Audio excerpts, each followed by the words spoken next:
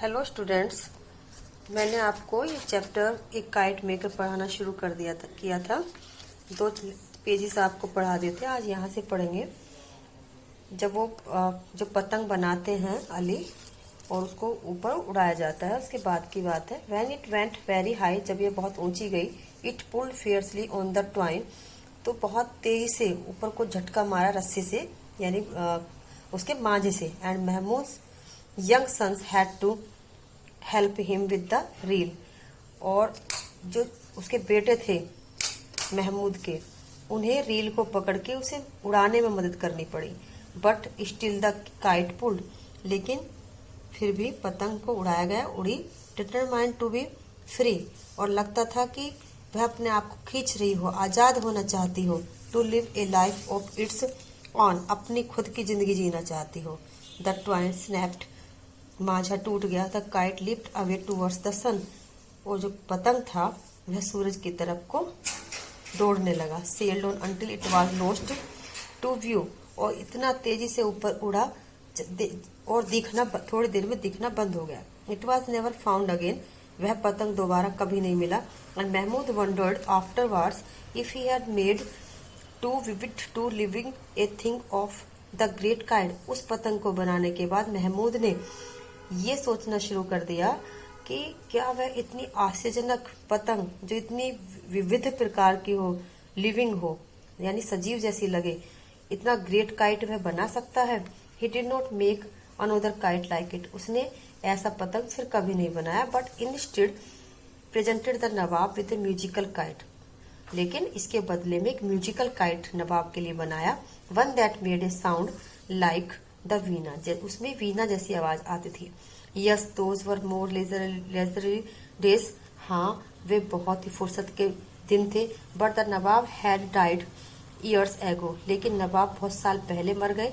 His descendants were almost as poor as Mahmud, उसके जो आगे आने वाली पीढ़ी थी वह उतनी ही गरीब थी जैसा महमूद हिमसेल्फ, खुद जैसा Mahmood. Kite makers like poets once had their patterns, जो काइट मेकर थे कवियों की तरह से, कभी उनके भी पैटर्न्स होते थे। महमूद नाउ हैड नन, अब महमूद का कोई भी नहीं था, यानी उनकी आने वाली पीढ़ी होती थी बनाने वाली, लेकिन महमूद का कोई नहीं था। No one asked him his name and occupation, अब कोई भी उससे उसका नाम नहीं पूछता था, ना उसका व्यवसाय पूछता था। Simply because there were too many people in the gali and nobody could be bothered about neighbours, क्योंकि बहुत सारे लोग थे गली में अब, और कोई किसी पड़ोसी के लिए परेशान नहीं होता था, यानी अब कोई किसी पड़ोसी को भी महत्व नहीं देता था। व्हेन ही वाज यंगर, जब वह जवान था। एंड हैड फॉलन सिक, और बीमार हो गया था एक बार। Everyone in the neighbourhood had come to ask after his health, तो पड़ोस में सब कोई उसकी हेल्थ को देखने के लिए आया था, इसके स्वास्थ्य के बारे में जानने के लिए आया था। Now when his days were drawing to a close, लेकिन अब जब उसके दिन नजदीक आ रहे थे, नो वन विजिट हिम, कोई उसके पास नहीं आता था। Most of his old friends were dead, उसके अधिकतर दोस्त मर गए थे। His sons had grown up, उसके बेटे बड़े हो गए थे। One was working in a local garage, एक तो वहीं पे लोकल गैरेज में काम कर रहा था। The other had studied in Pakistan where he was at the time of partition, और एक पाकिस्तान में ही रह गया था, क्योंकि पार्टीशन के टाइम पर जब विभाजन हुआ था भारत और पाकिस्तान का, तो वे वहीं पर रहते थे उस टाइम पे।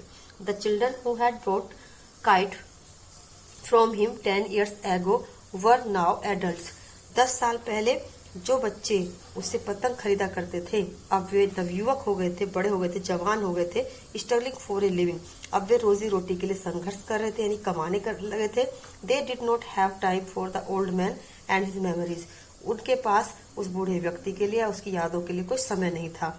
Having grown up in A Swift changing competitive world, क्योंकि इस तेजी से बदलते हुए और प्रतिस्पर्धा वाली दुनिया में वे बड़े हो गए थे। They looked at the old man kite maker with the same indifference as they showed towards the banyan tree, तो वे उतनी असमानता से उस बूढ़े व्यक्ति को देखते थे जैसा कि उस बरगद के पेड़ को। Both were taken of no concern to the mass of humanity that surrounded them, जो भी लोग आसपास रहते थे महमूद के और बरगद के पेड़ के, अब वे लोग उनकी तरफ को देखते ही नहीं थे, ध्यान ही नहीं देते थे। No longer did people gather under the banyan tree to discuss the problems and their plans. अब बरगद के पेड़ के नीचे भी अपनी समस्याएं और अपनी योजनाओं के बारे में बात करने के लिए उस पेड़ के नीचे कोई भी नहीं बैठता था। Only in the summer months did someone seek shelter under it from the fierce sun. लेकिन सिर्फ जब गर्मियों के महीनों में बहुत ज्यादा सूरज धधकता था तब उसकी छाया पे लोग बैठ जाते थे। But there was of course the boy, लेकिन वास्तव में वह लड़का, हिज ग्रैंडसन, उसका पोता, इट वॉज गुड दैट पोता था, it was good that his son worked close by. ये अच्छा था कि उस महमूद का बेटा आसपास ही काम करता था। And he and the daughter in law could live in Mahmood house, और वह और उसकी बहू दोनों ही महमूद के घर में रहते थे। It gladdened his heart to watch the boy at play in the winter sunshine growing under his eyes like a young and well-nourished sapling putting forth new leaves each day।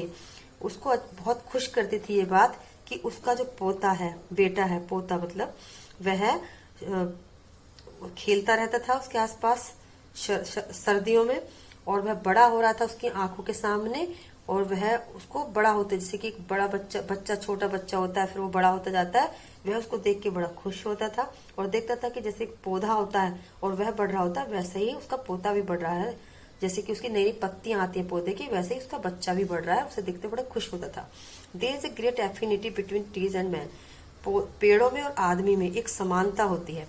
They grow at much the same place. वे एक ही जगह पर उगते हैं, बड़े होते हैं। They are not hurt. अगर उनको हर्ट न किया जाए, चोट ना पहुंचाई जाए, और स्टार्व ना भूखा मारा जाए, कट डाउन ना काटा जाए, तो वे एक ही स्पीड से एक ही जैसे बढ़ते हैं। आदमी भी यानी बच्चा भी और पौधा भी। In their youth they are resplendent creatures. अपने जवानी के दिनों में वे बहुत ही चमकदार जीव होते हैं, चमकते रहते हैं। And in their decline years, और अपने अंतिम सालों में दे स्टूप ए लिटिल, वे थोड़ा सा झुक जाते हैं, मुड़ जाते हैं। They remember their stretch their brittle limbs in the sun, और वे याद रखते हैं सब चीजें। वे अपने हाथ पैर सूरज के सामने जैसे कि खींच रहे हो, स्ट्रेच फैला रहे हो, फैलाते हैं। And with A size shade there last leaves, और फिर एक सांस, गहरी सांस लेकर के अपनी अंतिम पत्तियों को गिरा देते हैं। Mahmood was like the banyan. Mahmood भी बनियन के पेड़ की तरह से था। His hands gnarled and twisted like the roots of the ancient tree. इस पुराने पेड़ की तरह से ही उसके हाथ भी मुड़ गए थे और मुड़ गए थे और ऐंठ गए थे। Ali was like the young mimosa planted at the end of the courtyard.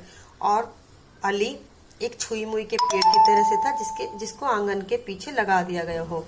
जो आंगन के पीछे मिमोस पेड़ था उसकी तरह से, छुई मुई के पेड़ की तरह से वह छोटा अली भी था। Years both he and the tree would acquire the strength and confidence that are characteristics of youth। लगता था कि कुछ ही दिनों में वह मिमोस का पेड़ पौधा भी और अली भी दोनों के अंदर इतनी ताकत आ जाएगी, इतना विश्वास आ जाएगा, और कैरेक्टरिस्टिक्स ऑफ यूथ दोनों में ही जवानी के गुण आ जाएंगे।